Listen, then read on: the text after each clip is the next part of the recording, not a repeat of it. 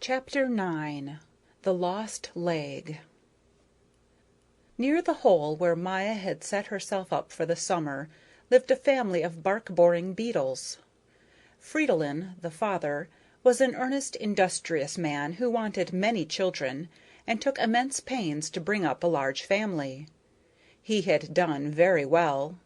He had 50 energetic sons to fill him with pride and high hopes. Each had dug his own meandering little tunnel in the bark of the pine tree, and all were getting on and were comfortably settled. "My wife," Fridolin said to Maya, after they had known each other some time, "has arranged things so that none of my sons interferes with the others. They are not even acquainted. Each goes his own way." Maya knew that human beings were none too fond of Fridolin and his people, though she herself liked him and liked his opinions, and had found no reason to avoid him.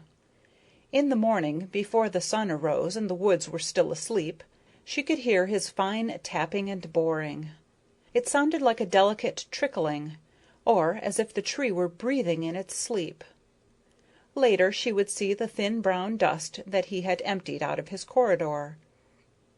Once he came at an early hour, as he often did, to wish her good morning and ask if she had slept well. "Not flying today?" he inquired. "No, it's too windy." It was windy. The wind rushed and roared and flung the branches into a mad tumult. The leaves looked ready to fly away. After each great gust the sky would brighten, and in the pale light the trees seemed balder. The pine in which Maya and Fridolin lived shrieked with the voices of the wind, as in a fury of anger and excitement. Fridolin sighed. "I worked all night," he told Maya, "all night. But what can you do? You've got to do something to get somewhere, and I'm not altogether satisfied with this pine. I should have tackled a fir tree." He wiped his brow and smiled in self-pity. "How are your children?" asked Maya pleasantly. "Thank you," said Fridolin. "Thank you for your interest. But," he hesitated, "but I don't supervise the way I used to. Still, I have reason to believe they are all doing well." As he sat there, a little brown man with slightly curtailed wing sheaths and a breastplate that looked like a head too large for its body, Maya thought he was almost comical. But she knew he was a dangerous beetle, who could do immense harm to the mighty trees of the forest, and if his tribe attacked a tree in numbers, then the green needles were doomed. The tree would turn sere and die. It was utterly without defenses against the little marauders who destroyed the bark and the sapwood. And the sapwood is necessary to the life of a tree because it carries the sap up to the very tips of the branches. There were stories of how whole forests had fallen victims to the race of boring beetles. Maya looked at Fridolin reflectively. She was awed into solemnity at the thought of the great power these little creatures possessed, and of how important they could become. Fridolin sighed and said in a worried tone, "Ah, life would be beautiful if there were no woodpeckers." Maya nodded. "Yes, indeed, you're right. The woodpecker gobbles up every insect he sees."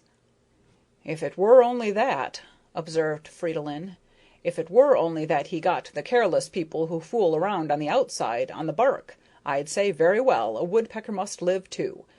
But it seems all wrong that the bird should follow us right into our corridors, into the remotest corners of our homes." "But he can't. He's too big, isn't he?" Fridolin looked at Maya with an air of grave importance, lifting his brow and shaking his head 2 or 3 times. It seemed to please him that he knew something she didn't know. "Too big? What difference does his size make? No, my dear, it's not his size we are afraid of. It's his tongue." Maya made big eyes. Fridolin told her about the woodpecker's tongue, that it was long and thin and round as a worm and barbed and sticky. "He can stretch his tongue out 10 times my length," cried the bark beetle, flourishing his arm. "You think, now, he has reached the limit. He can't make it the tiniest bit longer. But no, he goes on stretching and stretching it. He pokes it deep into the cracks and crevices of the bark, on the chance that he'll find somebody sitting there. He even pushes it into our passageways, actually into our corridors and chambers. Things stick to it, and that's the way he pulls us out of our homes." "I'm not a coward," said Maya. "I don't think I am, but what you say makes me creepy." "Oh, you're all right," said Fridolin, a little envious.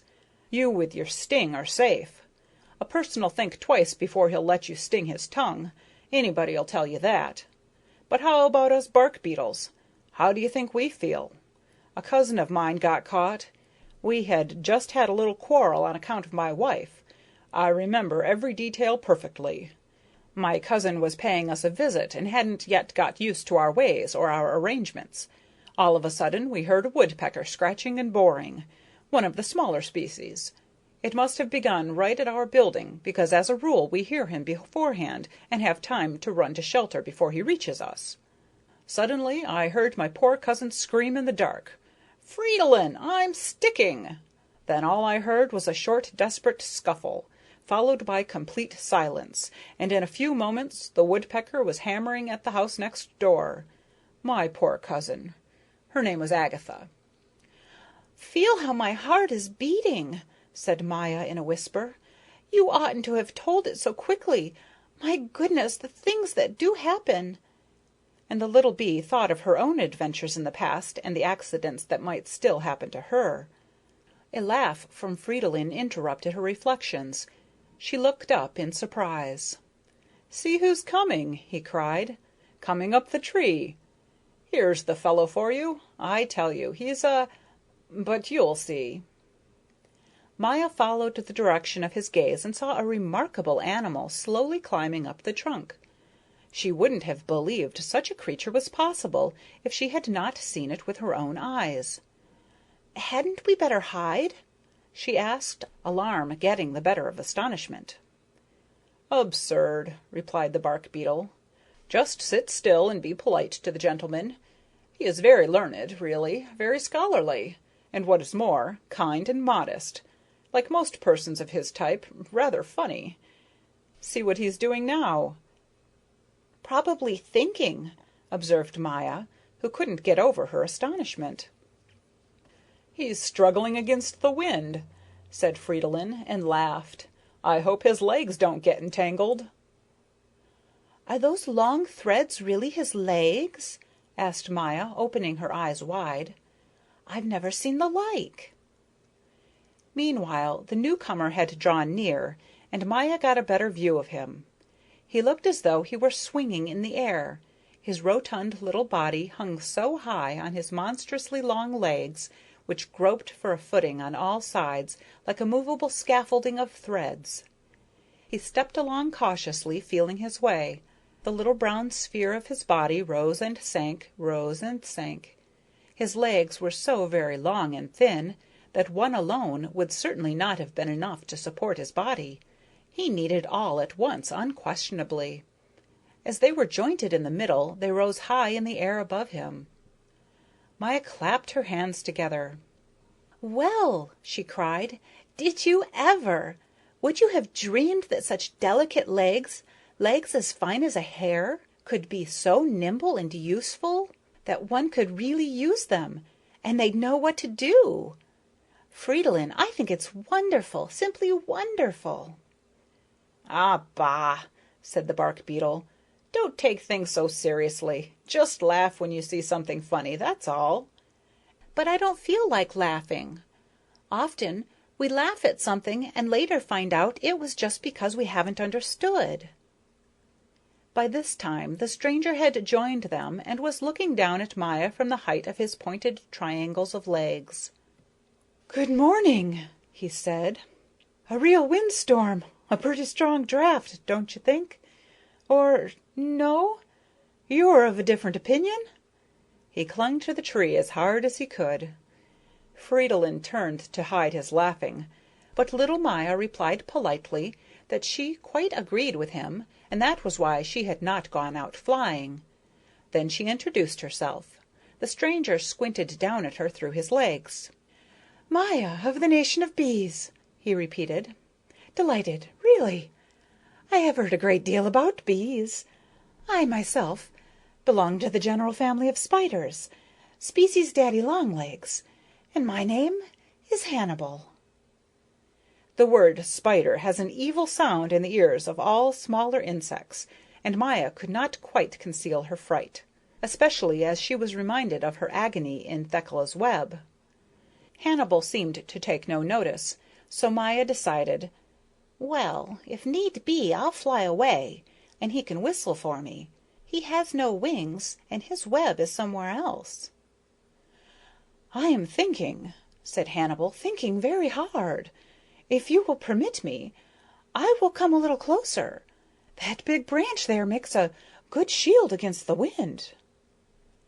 "Why, certainly," said Maya, making room for him. Fridolin said good-bye and left. Maya stayed. She was eager to get at Hannibal's personality. "The many, many different kinds of animals there are in the world," she thought. "Every day a fresh discovery." The wind had subsided some, and the sun shone through the branches. From below rose the song of a robin redbreast, filling the woods with joy.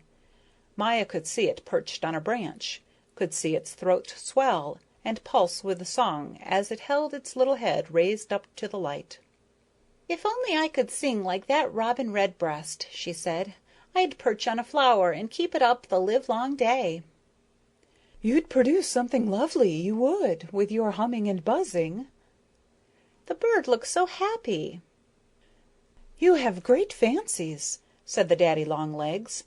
"Supposing every animal were to wish he could do something that nature had not fitted him to do, the world would be all topsy-turvy. Supposing a robin redbreast thought he had to have a sting above everything else, or a goat wanted to fly about gathering honey. Supposing a frog were to come along and languish for my kind of legs." Maya laughed. "That isn't just what I mean. I mean, it seems lovely to be able to make all beings as happy as the bird does with his song. But goodness gracious!" she exclaimed suddenly. "Mr. Hannibal, you have one leg too many." Hannibal frowned and looked into space, vexed. "Well, you've noticed it," he said glumly. "But as a matter of fact, one leg too few, not too many." "Why, do you usually have 8 legs?" "Permit me to explain. We spiders have 8 legs. We need them all. Besides, 8 is a more aristocratic number. One of my legs got lost. Too bad about it. However you manage, you make the best of it." "It must be dreadfully disagreeable to lose a leg," Maya sympathized.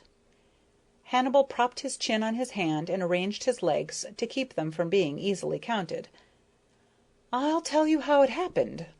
Of course, as usual, when there's mischief, a human being is mixed up in it. We spiders are careful, and look what we're doing, but human beings are careless. They grab you sometimes as though you were a piece of wood. Shall I tell you?" "Oh, yes, please," said Maya, settling herself comfortably. "It would be awfully interesting. You must certainly have gone through a great deal." "I should say so," said Hannibal. "Now listen. We daddy longlegs, you know, hunt by night. I was then living in a green garden house. It was overgrown with ivy, and there were a number of broken window panes, which made it very convenient for me to crawl in and out. The man came at dark. In one hand he carried his artificial sun, which he calls lamp. In the other hand a small bottle. Under his arm some paper, and in his pocket another bottle. He put everything down on the table and began to think, because he wanted to write his thoughts on the paper. You must certainly have come across paper in the woods or in the garden. The black on the paper is what man has excogitated. Excogitated." "Marvelous!" cried Maya, all aglow that she was to learn so much. "For this purpose," Hannibal continued, "man needs both bottles. He inserts a stick into the one and drinks out of the other. The more he drinks, the better it goes. Of course, it is about us insects that he writes. Everything he knows about us, and he writes strenuously, but the result is not much to boast of, because up to now man has found out very little in regard to insects. He is absolutely ignorant of our soul life, and hasn't the least consideration of our feelings. You will see." "Don't you think well of human beings?" asked Maya. "Oh, yes, yes. But the loss of a leg," the daddy-long-legs looked down slantwise, "is apt to embitter one, rather." "I see," said Maya.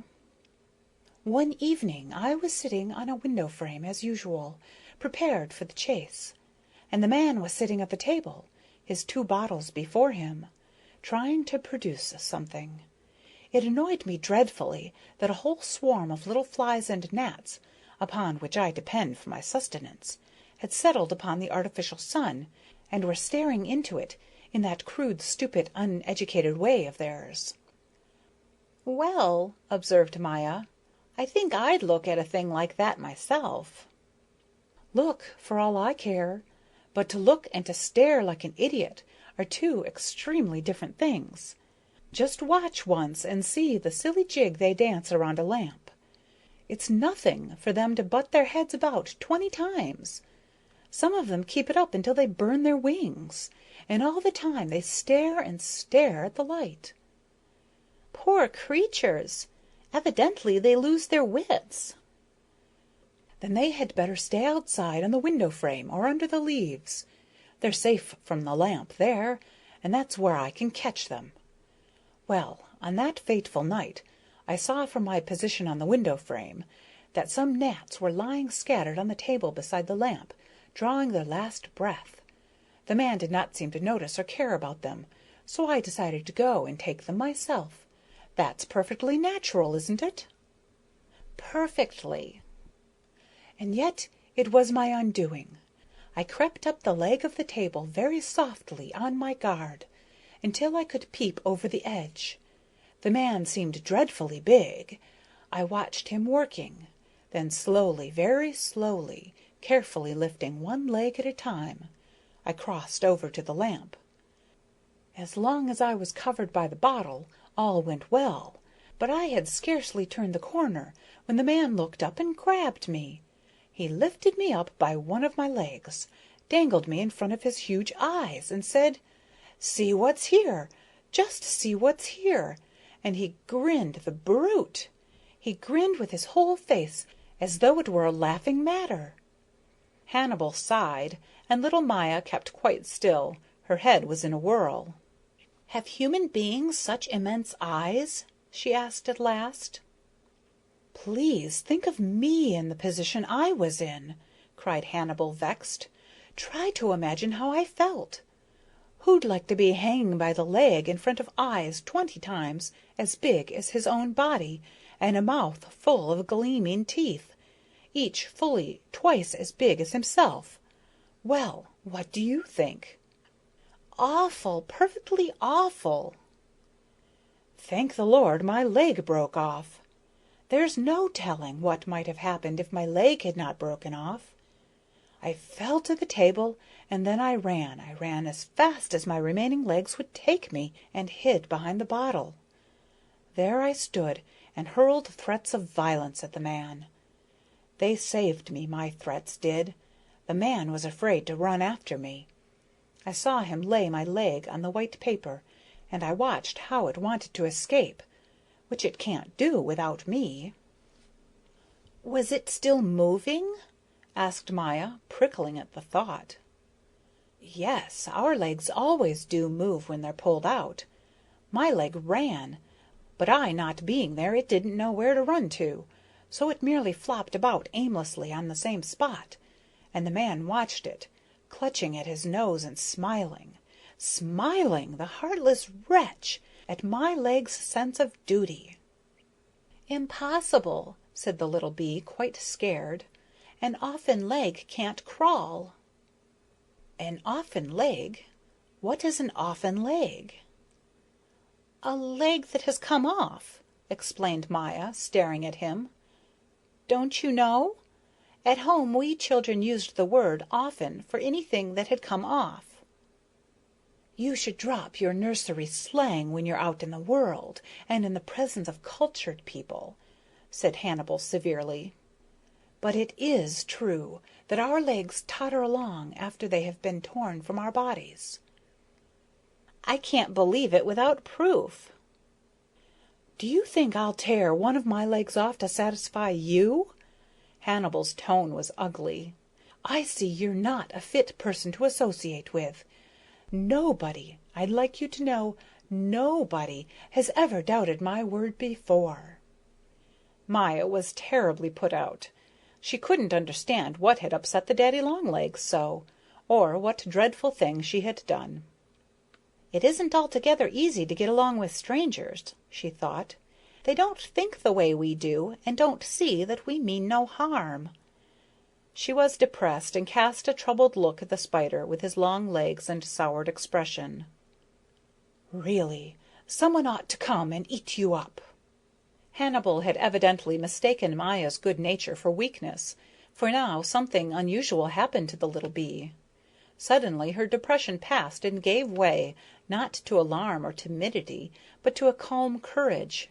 She straightened up, lifted her lovely transparent wings, uttered her high, clear buzz, and said with a gleam in her voice, "I'm a bee, Mr. Hannibal."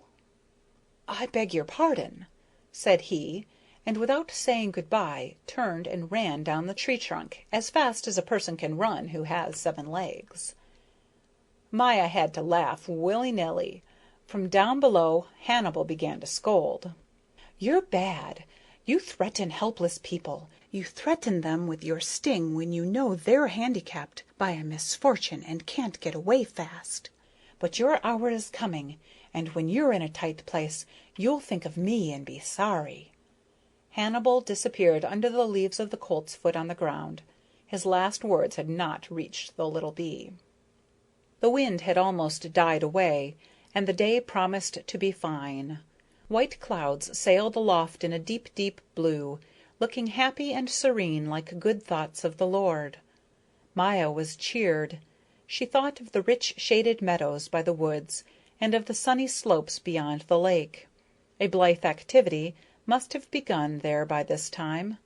In her mind she saw the slim grasses waving, and the purple iris that grew in the rills at the edge of the woods. From the flower of an iris she could look across to the mysterious night of the pine forest and catch its cool breath of melancholy. She knew that its forbidding silence, which transformed the sunshine into a reddish half-light of sleep, was the home of the fairy tale. Maya was already flying. She had started off instinctively, in answer to the call of the meadows and their gay carpeting of flowers. It was a joy to be alive. End of chapter 9.